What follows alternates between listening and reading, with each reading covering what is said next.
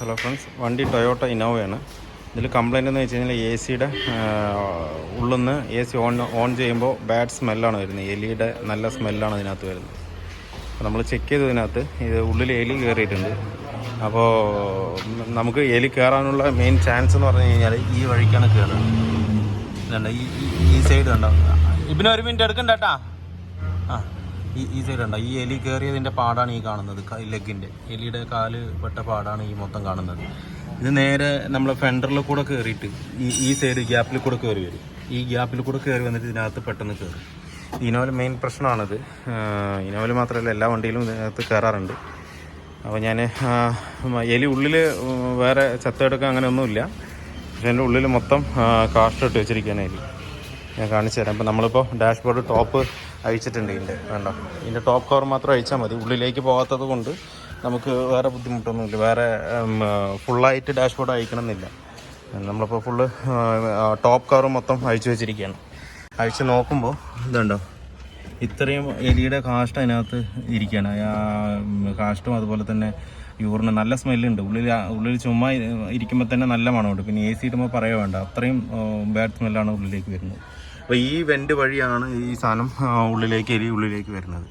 അപ്പോൾ നമുക്ക് എന്താ ചെയ്യാൻ പറ്റുകയെന്ന് വെച്ച് കഴിഞ്ഞാൽ, നമ്മൾ ഇനിയിപ്പോൾ ഇതിൻ്റെ കവർ പിടിപ്പിക്കില്ല. കവർ പിടിപ്പിക്കുന്നതിന് മുന്നേ ഇതിലൊരു നെറ്റ്, നമ്മുടെ ഇന്നോവയുടെ ആയാലും കോളിസിൻ്റെ ആയാലും എയർ ഫിൽറ്ററിൻ്റെ നെറ്റ് ഉണ്ടല്ലോ, ആ ചെറിയ ഷെല്ലുള്ള നെറ്റ് ഇതിനകത്ത് വെക്കണം. വെച്ചിട്ട് വേണം കയറ്റാനായിട്ട്. അപ്പോൾ കയറ്റി കഴിഞ്ഞാൽ ഉള്ളിലേക്ക് കടന്നു വരാൻ ചാൻസ് കുറവാണ്. എലി അകത്തേക്ക് വരില്ല. നമ്മൾ ഇൻ ഔട്ട് മോഡ് ഇട്ടാലും അകത്തേക്ക് വരില്ല.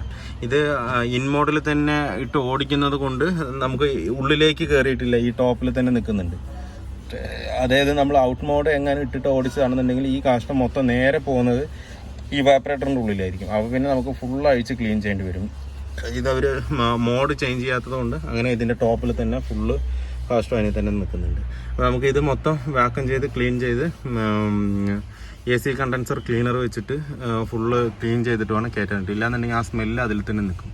അപ്പോൾ എപ്പോഴും നമ്മൾ സർവീസിനാണെന്നുണ്ടെങ്കിൽ നമ്മളിപ്പോൾ ഇങ്ങനൊരു കംപ്ലയിൻറ്റ് വന്നിട്ട് ചെയ്യുന്നതിനേക്കാളും ഒരു സർവീസിന് വരുമ്പോഴും നമുക്ക് ഈ നെറ്റ് വെച്ച് സെറ്റാക്കി കഴിഞ്ഞാൽ ഉള്ളിൽ ഇങ്ങനെയൊരു ബുദ്ധിമുട്ട് വരുന്നത് ഒഴിവാക്കാൻ പറ്റും. എലി ഉള്ളിലേക്ക് കയറുന്നത് ഒഴിവാക്കാൻ പറ്റും.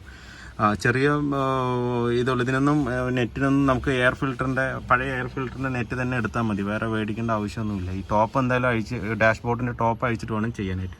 ആ ഒരു ലേബർ മാത്രമേ വരുന്നുള്ളൂ ഇതിനകത്ത് നമുക്ക് എ സി ഗ്യാസ് റീഫിൽ ചെയ്യേണ്ട ഒരു അവസ്ഥ, അല്ലെങ്കിൽ എ സി ഗ്യാസ് അഴിച്ചു വിടേണ്ട അവസ്ഥയൊന്നും വരുന്നില്ല. എന്ന് വെച്ചാൽ ഇവാപ്പറേറ്ററിലേക്ക് നമ്മൾ കൈവയ്ക്കാത്തത് കൊണ്ട് അതിൻ്റെ ആവശ്യമില്ല.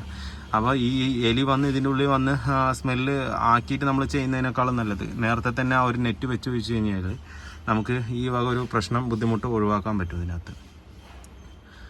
ഇല്ലാന്നുണ്ടെങ്കിൽ നമ്മളിത് എത്ര ക്ലീൻ ചെയ്ത് സ്മെല്ല് പോകും. എന്നാലും ചെറിയൊരു അംശം സ്മെല്ല് അതിനകത്ത് തന്നെ നിൽക്കാൻ സാധ്യതയുണ്ട്. അപ്പോൾ വരുന്നതിന് മുന്നേ തന്നെ നമ്മൾ ഇതിൻ്റെ നെറ്റ് കംപ്ലീറ്റും വെച്ച് റെഡിയാക്കി കഴിഞ്ഞാൽ പ്രശ്നം അത്രത്തോളം സോൾവ് ആവും. ഇത് അഴിക്കാനായിട്ട് വേറെ ഒന്നുമില്ല. കുറച്ച് നെട്ടും ബോൾട്ടും അതുപോലെ ക്ലിപ്പും മാത്രമേ ഉള്ളൂ. വേറെ ഡിഫിക്കൽട്ടായിട്ടൊരു സാധനമൊന്നും ഇതിനകത്തില്ല. ഏറ്റവും എളുപ്പമാണ് ഈ ഇന്നോവയുടെ ഡാഷ്ബോർഡ് ഇറക്കാന്ന് പറഞ്ഞാൽ. ചെറിയ 4-5 സ്ക്രൂകൾ മാത്രമേ ഉള്ളൂ ഇതിനകത്ത്. ബാക്കിയെല്ലാം ക്ലിപ്പിങ്ങാണ്, തട്ടി എടുത്താൽ വരാവുന്നതാണ്. അപ്പോൾ ഇത് നമുക്ക് അഡ്വാൻസ് ആയിട്ട് എല്ലാ വണ്ടിയിലും നെറ്റ് വെച്ചാൽ അത്രയും ഉപകാരം. അപ്പോൾ നമുക്ക് എന്തായാലും ഇത് കംപ്ലീറ്റും ക്ലീൻ ചെയ്തെടുക്കാം. നമ്മളിത് കൈ കൊണ്ടല്ല ക്ലീൻ ചെയ്യുന്നത്, നേരെ വാക്വം ഇട്ടിട്ട് വലിച്ചെടുക്കുകയാണ് ചെയ്യുന്നത്. കൈ കൊണ്ട് ക്ലീൻ ചെയ്ത് അത്രയും ഇൻഫെക്ഷൻ നമ്മുടെ കയ്യിലേക്കാവും. അതുകൊണ്ട് ഫുള്ള് വാക്വം ഇട്ടിട്ടാണ് ചെയ്യുന്നത്. ഓണാക്ക്.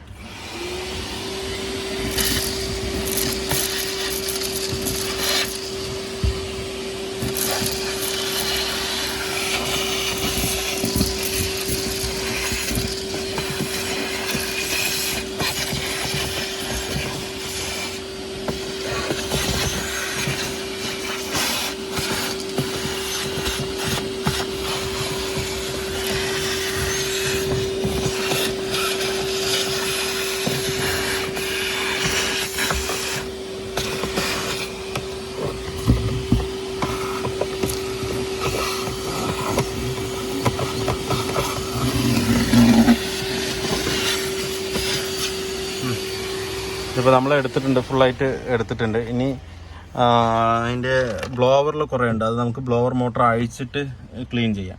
എന്നാൽ മാത്രമേ അത് ക്ലിയർ ആവുള്ളൂ, അല്ലാതെ നമുക്ക് എടുക്കാൻ കഴിയില്ല. ആ ബ്ലോവർ മോട്ടർ അഴിച്ചതിന് ശേഷം ക്ലീൻ ചെയ്യാം. അത് മാത്രമല്ല ഇത് ഇനിയിപ്പോൾ തിരിച്ച് കയറ്റുമ്പോൾ ഇതിവിടെയൊക്കെ സ്പോഞ്ച് വരുന്നുണ്ട്. ആ കടിച്ച സ്പോഞ്ചാണ് ആ കാണുന്നത്. അതൊക്കെ സ്പോഞ്ച് ചെയ്തിട്ട് വേണം നമുക്ക് കയറ്റാനായിട്ട്. അല്ലാത്ത പക്ഷം നമ്മൾ ഇൻ മോഡിൽ ഇട്ടാലും വെളിയിലെ സ്മെല്ല് ഉള്ളിലേക്ക് വരും. എന്താ വെച്ചാൽ ആ സ്പോഞ്ച് ആ ഗ്യാപ്പ് ഉണ്ടാവും. ഇത്ര ഒരു തിക്നെസ് ഗ്യാപ്പ് വരും ഇതിനകത്ത്, ഈ ഒരു ലെവലിൽ. അതിൽ സ്പോഞ്ച് വെച്ച് ക്ലിയറൻസ് കറക്റ്റ് ആക്കിയിട്ട് വേണം കയറ്റാനായിട്ട്. അല്ലാത്ത പക്ഷം ആ വെളിയിലുള്ള സ്മെല്ല് കംപ്ലീറ്റ് നമ്മൾ ഇൻ മോഡിൽ ഇട്ടാലും പുറത്തുള്ള സ്മെല്ലുകൾ അങ്ങനെയുള്ളതെല്ലാം ഉള്ളിലേക്ക് തന്നെ വരും. അതുകൊണ്ടാണ് നമ്മൾ ചില വണ്ടികളിലൊക്കെ നമ്മൾ ഇൻമോഡ് ഇട്ടിട്ട് ഓടിയാലും പുറത്ത് എന്തെങ്കിലും തീ കത്തിക്കുകയാണെന്നുണ്ടെങ്കിൽ ഒരു പ്ലാസ്റ്റിക്കിൻ്റെ കത്തുകയാണെന്നുണ്ടെങ്കിലും പെട്ടെന്ന് തന്നെ അകത്തേക്ക് സ്മെല്ല് വരും. അത് ഈ ഒരു കാരണം കൊണ്ടാണ് വരുന്നത്. ആ സ്പോഞ്ച് കട്ടായി പോയിട്ടാണ് കംപ്ലൈൻറ്റ് വരുന്നത്. അപ്പോൾ നമ്മൾ ഈ സ്പോഞ്ച് ഈ ഔട്ട് സൈഡ് സ്മെല്ല് കംപ്ലൈൻറ്റ് വരുമ്പോഴും നമ്മൾ ഇതേ വർക്ക് തന്നെയാണ് ചെയ്യുന്നത്. ഇതിൻ്റെ ടോപ്പ് കവർ അഴിച്ചിട്ട് ഈ സൈഡുള്ള സ്പോഞ്ച് മാറ്റി വിടും. ഈ സ്പോഞ്ച് മാറ്റുന്നത് പോയത് കൊണ്ട് മാത്രമാണ് ആ സ്മെല്ല് വരുന്നത്. അപ്പോൾ ഈ സ്പോഞ്ച് മാറ്റി വിട്ട് കഴിഞ്ഞ് കഴിഞ്ഞാൽ നമുക്ക് ഉള്ളിലെ സ്മെല്ല് തന്നെ ഔട്ട് സൈഡ് എന്ത് സ്മെല്ല് ഉണ്ടെന്നുണ്ടെങ്കിൽ ഒരു 100-ൽ 80% ഉള്ളിലേക്ക് വരില്ല. ഒരു 20% എങ്ങനെയായാലും വരും. അത് പല ഗ്യാപ്പുകളും എയർ ഗ്യാപ്പുകളും ഉണ്ട് ഒരു വണ്ടികൾ. അപ്പോൾ അതിൽ കൂടെ വരും. അല്ലാതെ ഈ ഒരു ഭാഗത്തുനിന്ന് വരാൻ ചാൻസ് കുറവാണ്. അപ്പോൾ തിരിച്ച് നമ്മൾ കയറ്റുമ്പോൾ അത് സ്പോഞ്ച് സെറ്റ് ചെയ്തിട്ട് മാത്രമേ കയറ്റാൻ പറ്റൂ. ഇല്ലാത്ത പക്ഷം അത് ബുദ്ധിമുട്ടാവും. അപ്പോൾ നമുക്ക് ആ സ്പോഞ്ചൊക്കെ സെറ്റ് ചെയ്തിട്ട് പക്കയായിട്ട് കയറ്റാം. നമുക്ക് ഈ എലിയിരുന്ന ഭാഗവും അതുപോലെ കണ്ടൻസറൊക്കെ ഇവാപ്പറേറ്ററൊക്കെ ക്ലീൻ ചെയ്യാനായിട്ട് അതിനായിട്ട് 3M ഒരു സ്പ്രേ വരുന്നുണ്ട്. എയർ കണ്ടീഷണർ ക്ലീനർ ഫോം എന്ന് പറഞ്ഞിട്ടൊരു 3M പ്രൊഡക്റ്റ് വരുന്നുണ്ട്. അത് വെച്ച് വേണം ക്ലീൻ ചെയ്യാനായിട്ട്. ഇത് ഏകദേശം റേറ്റ് വന്നിട്ട് ഒരു കുപ്പിക്ക് 480 രൂപ 450 രൂപയോളം വരും. അപ്പോൾ ഇത് വെച്ച് ക്ലീൻ ചെയ്താൽ അത് പക്ക പെർഫെക്റ്റ്ലി ക്ലീൻ ആവുള്ളൂ. അതുപോലെ ആ സ്മെല്ല് കംപ്ലീറ്റ് പോവുള്ളൂ. നമുക്ക് ഇത് അടിച്ചിട്ട് വേണം അത് മൊത്തം ക്ലീൻ ചെയ്തെടുക്കാൻ.